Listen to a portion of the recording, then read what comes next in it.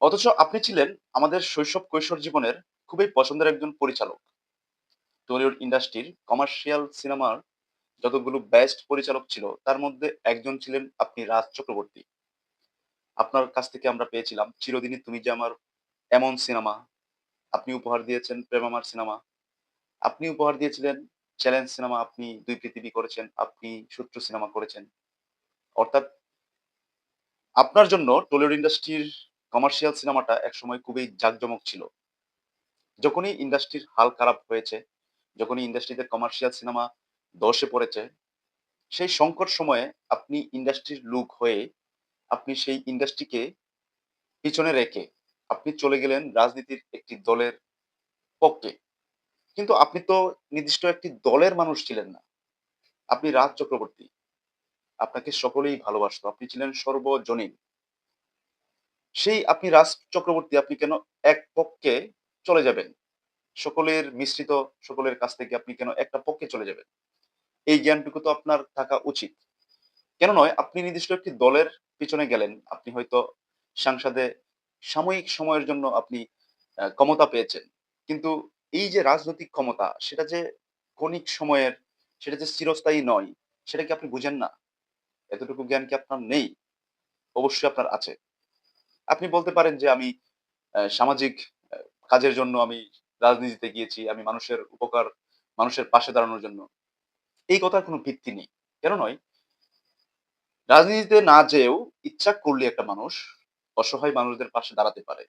সেটা আরো বেশি ভালো হয়। সেটা আরো বেশি আনন্দের হয়ে থাকে।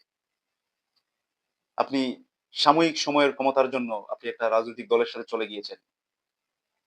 খুবই খারাপ লাগার বিষয়। কেন খুবই খারাপ লাগার বিষয়? গতকালকে যে আপনার একটা ভিডিও দেখলাম, আপনি রাজ চক্রবর্তীকে মানুষ কাদা দিয়ে ঢিল মারছে। আপনার উপরে কাদা চোরাচুরি করছে। খুবই খারাপ লাগছে বিষয়টা দেখে। কারণ আপনি তো আমাদের পছন্দের মানুষ ছিলেন। আপনি মিডিয়ার মানুষ ছিলেন। আপনার সম্মান, আপনার মর্যাদা সে তো অনেক উপরে ছিল। সবাই আপনাকে ভালোবাসত। আপনি একজন পরিচালক।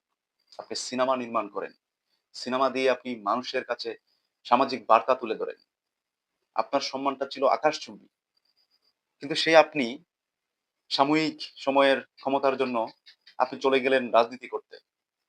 অথচ সেই ইন্ডাস্ট্রি যে ইন্ডাস্ট্রি আপনাকে পরিচিতি এনে দিয়েছে, সেই ইন্ডাস্ট্রির সংকট সময়ে সেই ইন্ডাস্ট্রিকে ভুলে গিয়ে আপনি তাকে ইন্ডাস্ট্রিকে হাতের বাইরে ফেলে দিয়ে আপনি চলে গেলেন রাজনীতির ময়দানে। অথচ ইন্ডাস্ট্রি আপনাদের মতো পরিচালকদের অভাবে কমার্শিয়াল সিনেমা দিন, দিন আ দুঃখে, দুঃখে কেঁদেছে। কত শত মানুষ কমার্শিয়াল সিনেমা এখন দেখতে পায় না আপনাদের অভাবে। কত, কত সিঙ্গেল স্ক্রিন বন্ধ হয়ে গিয়েছে। ইন্ডাস্ট্রির অবস্থা খারাপ হয়েছে। অথচ আপনাদের উচিত ছিল সেই সংকট সময়ে আপনারা নতুনদেরকে নিয়ে, নতুন পরিচালকদেরকে নিয়ে আপনারা রোড ম্যাপ তৈরি করে দিবেন। নতুনদেরকে শিখাবেন। আপনি রাজ চক্রবর্তী হাল ধরবেন। আপনাদের মতো পরিচালক যারা একসময় ইন্ডাস্ট্রির দাপুটে পরিচালক ছিলেন। খুবই লজ্জার বিষয় ছিল এগুলো। এই যে আজকে আপনি লাঞ্ছিত হয়েছেন, অপমানিত হয়েছেন রাস্তাঘাটে, এটা তো হওয়ার কথা ছিল না। আপনি দেখুন বিভিন্ন ইন্ডাস্ট্রির পরিচালকদের কত সম্মান, কত মর্যাদা তাদের। সকল হিরো, হিরোইন, সকল আ স্থানের মানুষ পরিচালকদেরকে কত সম্মান করে, তাদেরকে অ্যা কত সফট কর্নার একটা লুকে দেখে। কিন্তু আপনি রাজ চক্রবর্তী এক রাজনীতির লোভে আপনি হয়তো অনেক টাকা-পয়সা ইনকাম করেছেন রাজনীতির ময়দানে এসে। কিন্তু সম্মান, সেই সম্মান কিন্তু হারিয়েছে। এটাই তো বেঁচে থাকার মূল সার্থকতা। সম্মান, আত্মমর্যাদা। এটাই হচ্ছে মানুষের জীবনের সবকিছু। কারণ মানুষ মাত্রই মারা যাবে। মানুষ চলে যাবে। কিন্তু মানুষের কর্মফল, কাজ মানুষকে চিরদিন বাঁচিয়ে রাখবে। রাজনীতির ময়দানে গিয়ে কেউ কখনো সবসময় মানুষের কাছে ভালো থাকতে পারে না। এটা খুবই সিম্পল বিষয়। কিন্তু সিনেমা, সিনেমা জগৎ, চলচ্চিত্র যেটা আপনার অ্যা আপনার প্রাণ ছিল যে সিনেমা আপনি মনে প্রাণে সিনেমাকে ভালোবেসে এই চলচ্চিত্রে আপনি এসেছেন। আপনি সিনেমা নির্মাণ করতেন। সেই সিনেমাকে আপনি তুচ্ছ-তাচ্ছিল্য করে আপনি চলে গেলেন রাজনীতির ময়দানে। যাই হোক সবশেষে বলব, আপনি রাজ চক্রবর্তীকে ইন্ডাস্ট্রির এখনো দরকার। নতুন করে শুরু করেন, চলচ্চিত্রকে ভালোবাসুন, রাজনীতি ত্যাগ করুন এবং আপনি আপনার পুরনো আমেজ ফিরিয়ে আনুন। এবং সবচেয়ে ভালো হয় আপনি আবার নতুন করে কমার্শিয়াল সিনেমাটাকে ধরার চেষ্টা করেন।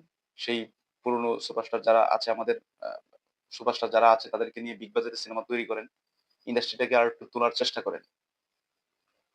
নোংরা রাজনীতি করে, কর্পোরেট বুকিং করে, উল্টাপাল্টা বক্স অফিস দিয়েই কিন্তু ইন্ডাস্ট্রিকে এগিয়ে নেওয়া যায় না। ভালো গল্প তৈরি করেন, ইন্ডাস্ট্রি কমার্শিয়াল সিনেমাকে আবার মাথা তুলে দাঁড়াতে সাহায্য করেন। আমাদের যে সুপারস্টাররা আছে তাদেরকে নিয়ে কাজ করেন। আশা করি আপনাদের দ্বারা এখনো ইন্ডাস্ট্রির অনেক কিছু পাওয়ার বাকি রয়েছে। ধন্যবাদ সবাইকে। সবাই ভালো থাকুন, সুস্থ থাকুন।